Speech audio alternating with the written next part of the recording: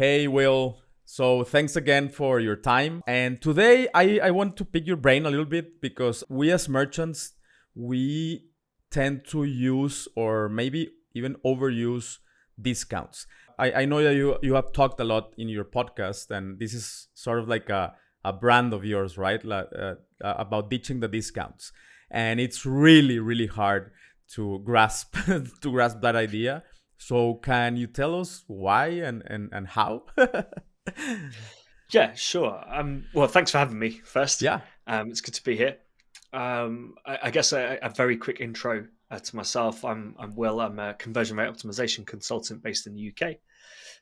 Got into this because I worked for a few different startups, and basically we were given loads and loads of cash to spend on marketing. But the idea was, marketing will spend the money and the company will grow. And we always had problems with conversion rates, retention. So I started to move more into that product side, working on the website, working on the app to actually make sure that we gave customers a good enough experience so that when we sent them to the website, they would convert and they would buy, they would stick with the brand. So ditching discounts. So obviously, I think everyone knows discounting is bad for a business. With the exception, I think, of getting customers to do what you would like them to do and using the discount as a reward. So email capture, for example, I'm not a fan of just here's 10% off, 15% off, give us your email address. We need to be capturing zero party data, right? So in that case, when you can say to someone, which category of product are you interested in? What are your main requirements for the product, whatever it might be, then rewarding them for that information with a discount, that's fine, because then at least you can target them better with future advertising or emails and things because you can talk to their needs. So that aside, Okay. So asking them for a little more information than just their email, that's a yeah, good one. if the only thing you capture is an email address, then you can only send everyone the same email. Exactly. You know nothing else, right? So that's a good case to offer people a discount, incentivize that data capture. Outside of that, discounting just it erodes margins, it reduces the value of your brand, right? And it's kind of a lazy way out, right?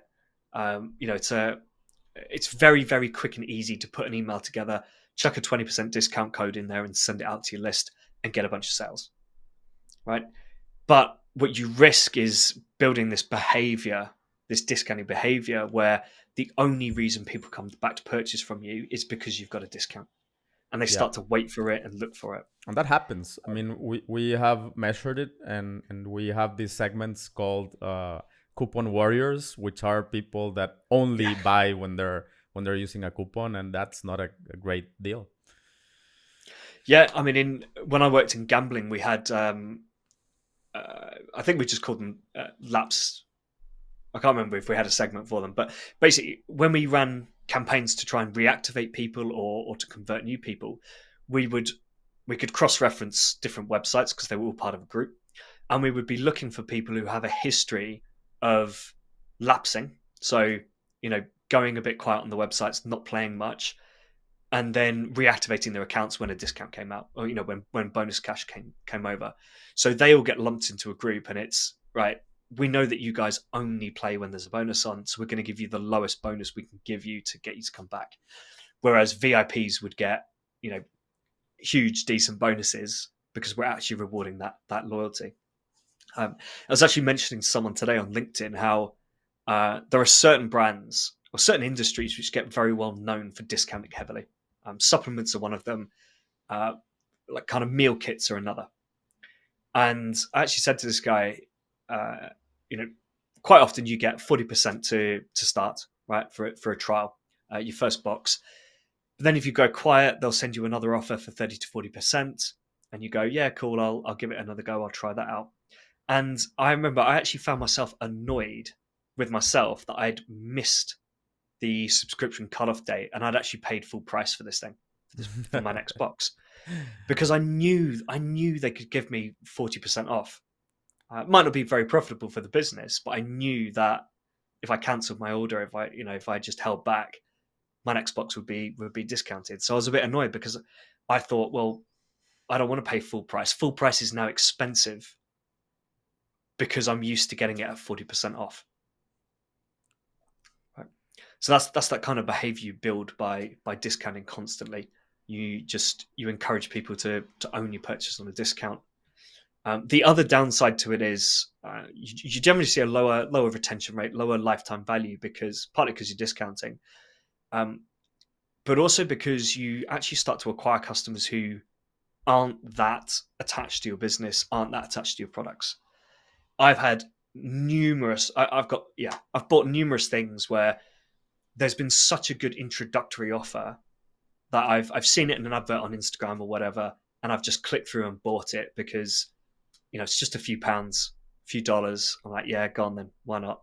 I'm in that sort of mood. I'll just buy something, and it'll either sit there unopened or unused for quite a while before I finally get round to it, or I'll use it and go, yeah, cool, right, whatever, and I'm done.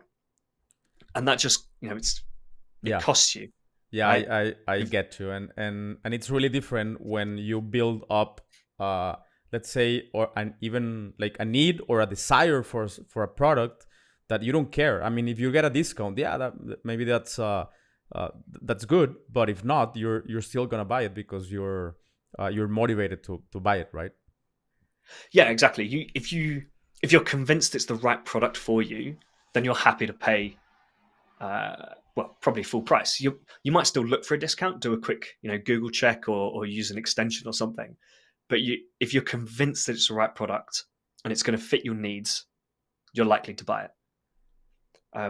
What happens in those other cases is, so one of the issue from the other case, is that if you're looking at the wrong stats, you get really, really misled by how discounts are performing as well. Because you see loads of cash coming in, you see loads of users being acquired or new customers coming in. But if you're not then looking at that retention data, you'll see that these people are either churning and just not coming back, or like you called them, coupon warriors? Yes, coupon warriors. Coupon That's warriors. right. You build up that segment, and then suddenly you realize you've got this massive database of customers who only buy on discounts. Which means that outside a discounting period, your revenue is going to dip. And just generally, these customers are less profitable and less valuable to you. I got that one, but how do we get out of it? That's the hard part, right? Yeah, that is the tougher bit, because that's the Yeah. like I said, discounting is easy, right? You don't have to think about it. You just send the code out. So there's 3 areas that I look at when trying to optimize a business for a client. So we've got usability, which is how does the website work? Right? Is it easy for me to find the product I want and buy it? And if I land on a certain page, or if I land on a product, straight into a product, and I decide this isn't quite right for me, it doesn't quite fit my needs, how easy is it? Does the website make it for me to go and find what I'm actually looking for? The product that is going to solve my problem. That's generally usability. It's how good's the website doing at just selling, getting me to the product itself. Then we get to just to go a little bit deeper there. So what's a good tip so we can make sure that our customers are finding the products, like navigation, a search bar, or what? Where should we focus on? Those are 2 that I would highly suggest. So okay, navigation, really, really key that everything in your navigation is understood by your customer, right? What I really, really hate is when I go to a website and I go to navigation and it's all written in their brand jargon, right? Yeah. So it'll be, are you looking for the Power Collection, or are you looking for the Spark Collection or something like that? Yeah, And I don't know because what that means. Exactly, right? You're on a mobile, so there's no imagery because it's normally too small to support it. So you're looking at these two things, going, I don't know. And now I know that I'm going to have to open both the tabs, and probably click through to a couple of products to see what these actually are, what difference in collections are, and what's going on here. So that's something I'd really try and avoid. Keep it simple. Just say, like, if you're in the jewelry space, for example, just say, do you want shop all, bestsellers, new products, necklaces, bracelets, rings, earrings, that sort of thing. Keep it simple. Keep it, what the customer can understand. And the second part of that is the search, as you mentioned. Search is such an underused, underrated aspect of a website, but people who use search convert so much better than people who don't.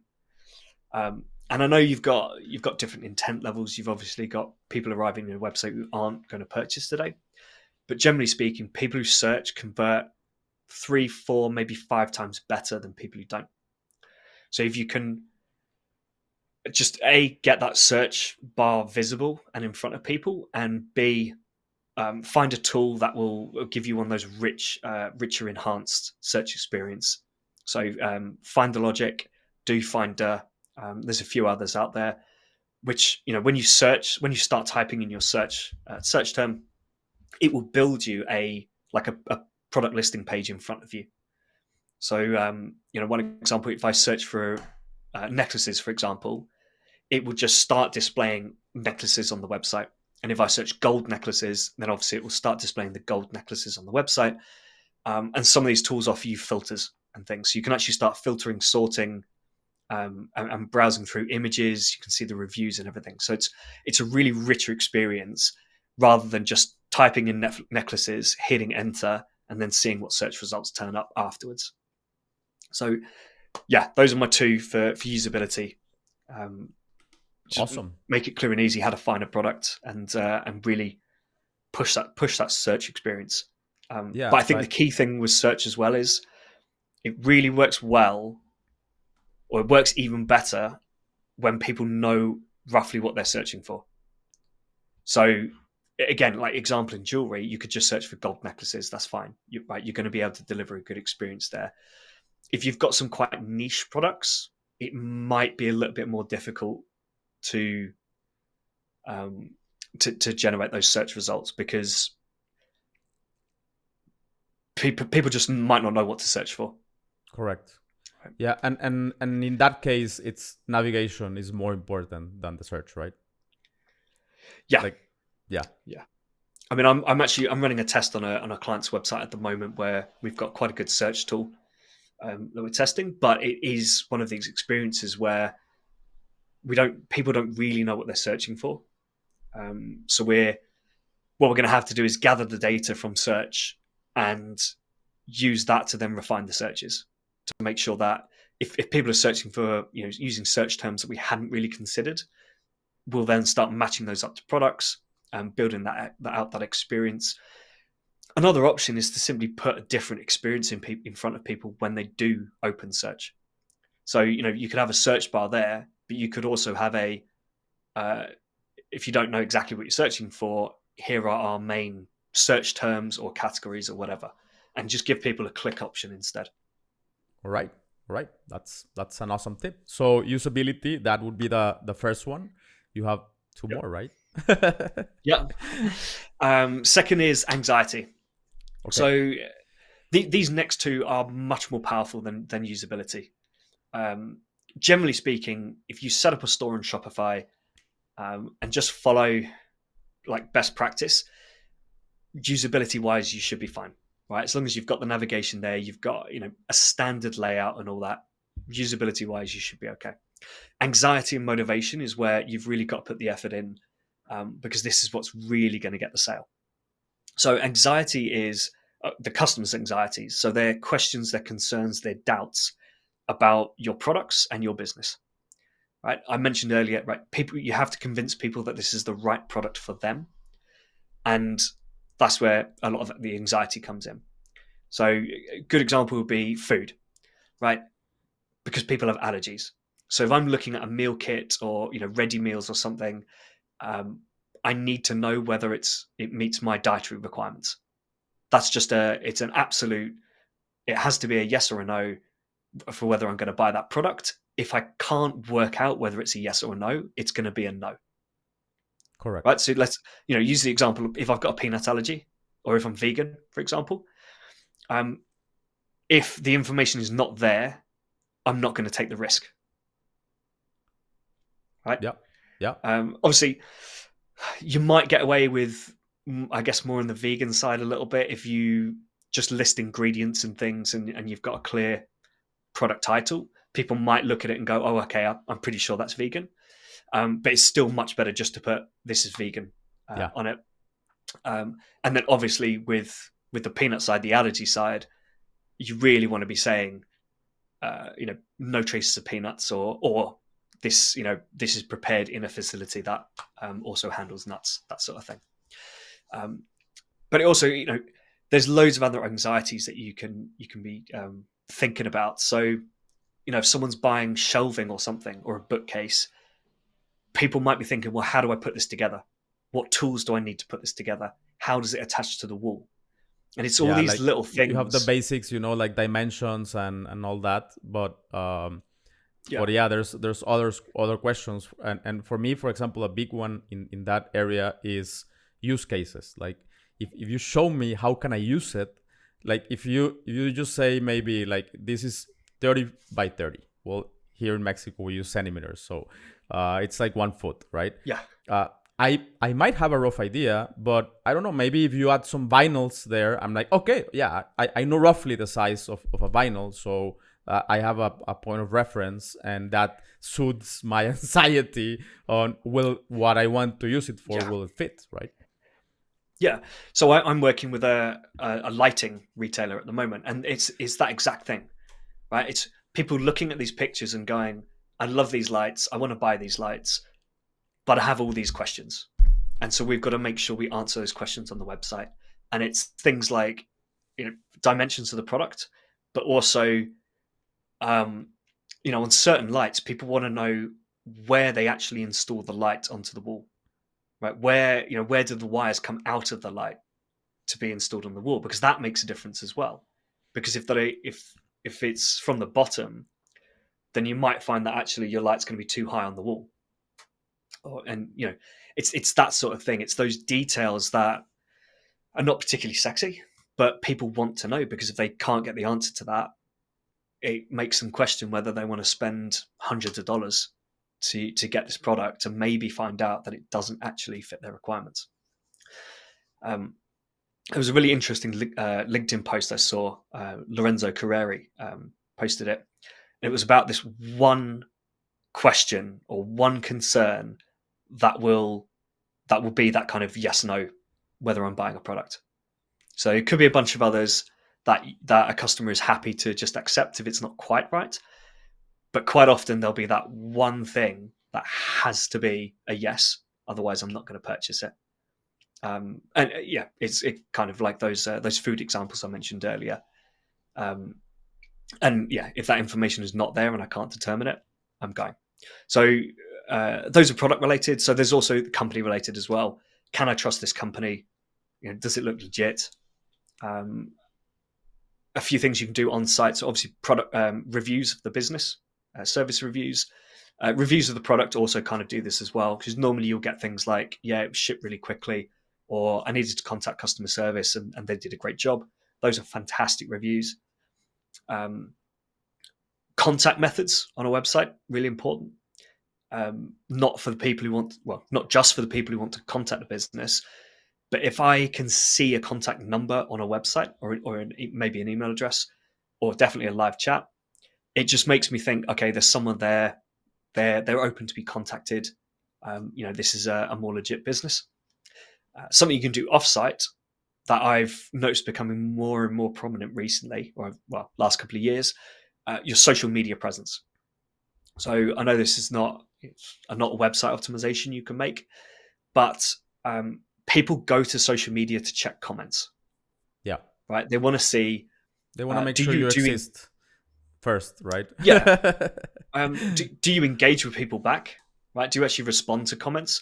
But also, what are people saying? When you post on Instagram, do loads of people comment saying, "Oh yeah, I love this piece. I've got one," or are they saying, "I've tried to get hold of you for ages. No one's answering my emails or my calls.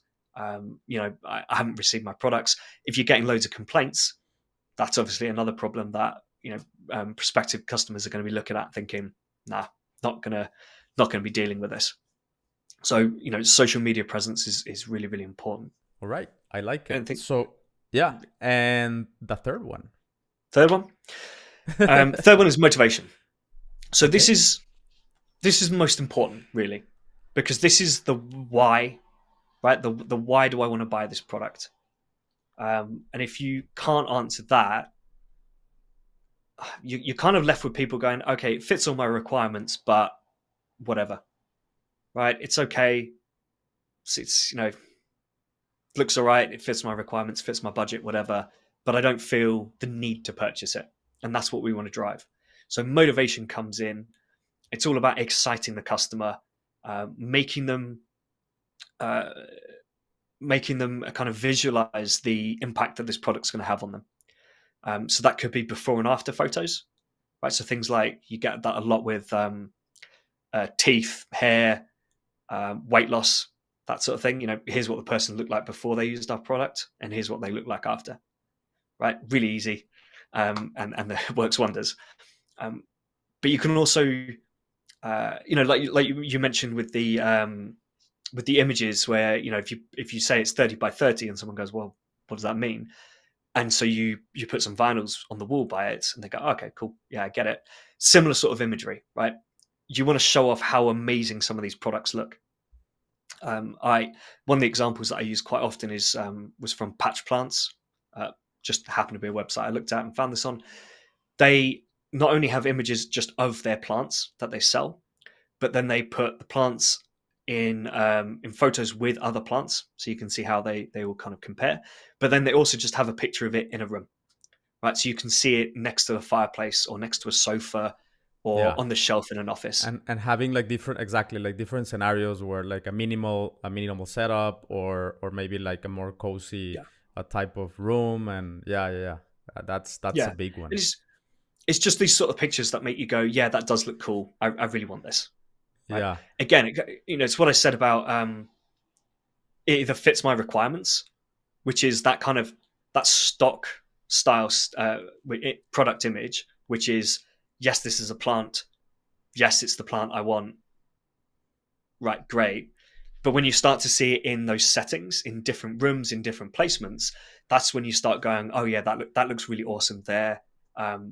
Or even like, oh yeah, actually it's bigger than I thought. That's even better, right? You start to get excited about the products because you can really see them in real life. Well, almost, except it's a picture.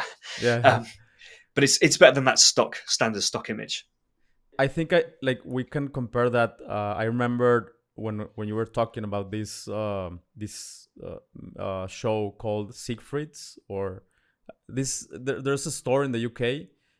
No, it's not Siegfried's. It's a big store, a big department store, and it's been there forever. And it's about this American that goes over to the UK, and starts like the first big department store. And they are like huge into Oh, window design. is it How Selfridges?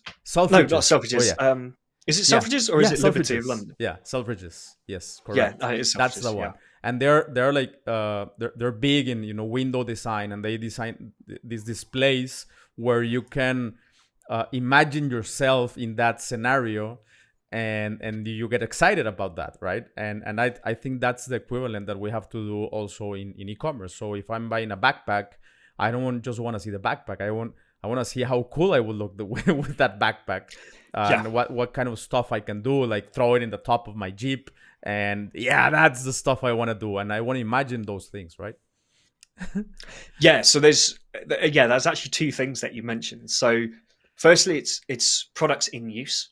So that could be, if it's clothing, for example, showing pictures of models wearing the clothing, because that gives you that feel of, okay, I can kind of see how it fits on the person.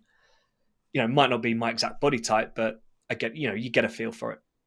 But yeah, the other thing you mentioned, that this is more the motivation side, is that the picture of your backpack just on the roof of the car, like preparing for that trip, and that's what gets you thinking, okay, yeah, that's what I want to be doing.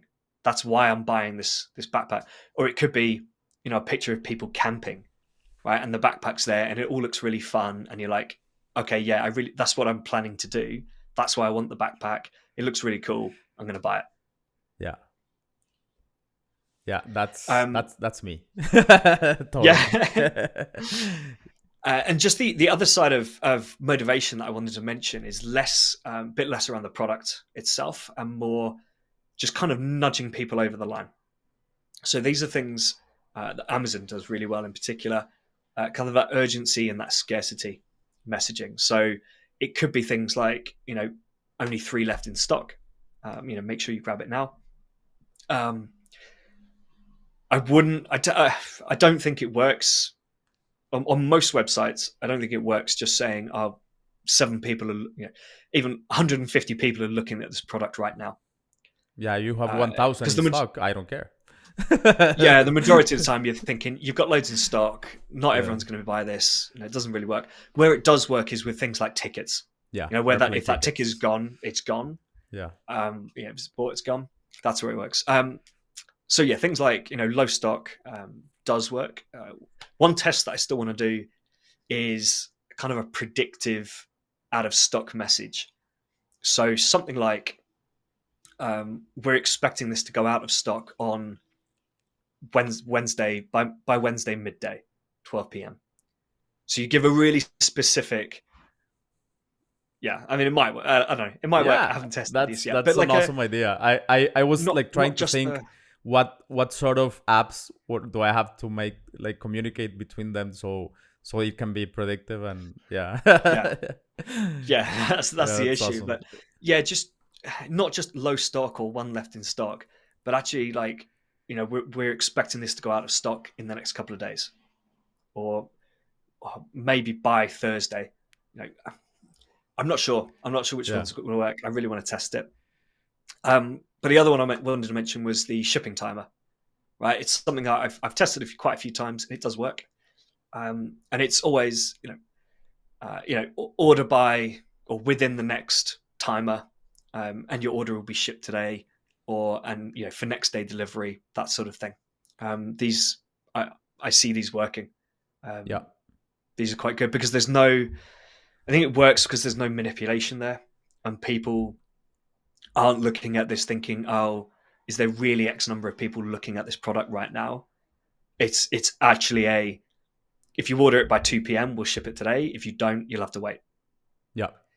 And if you've done the previous bits right, the anxiety and the motivation, and you've convinced someone it's the right product for them, and answered all their questions, then that little nudge, that little kind of, oh, you've got an hour and a half to place this order, might get someone to go, yeah, okay, I'll place the order now, so that I don't miss out, and I'll get it tomorrow. Yeah, like what Amazon does, right? And it is, for me, it is a motivation. So maybe like if it's gonna take, I don't know, until next week to get there, maybe I'll order it next week. And what if I can order it now and it'll get this week? Okay, I'll order it now. So yeah, it does help. Yeah, I think particularly if that's another message to try. It's just giving me an idea. Towards the end of the week, right? If you could almost maybe try something like order within timer, and you'll receive it on by Friday. Otherwise, it'll be Monday or something like that. Yeah. I don't know the wording. We need to work on the wording, but almost like you're going to miss out on a couple of days if you don't make the decision now, because if you don't order it now, it'll have to arrive next week. Let me know how that goes, because I think that might work. Yeah. Awesome. All right, Will. So you just gave us a masterclass. I have it all in my whiteboard. So I wrote it all down, and it was super, super helpful. So thank you very much for your time and your willingness to share. And I hope that we can have you back to continue to have these amazing conversations, and also to let us know how these tests are going. That would be interesting. Yeah. No, it'd be a pleasure. Awesome. Thank you very much. All right. Cheers.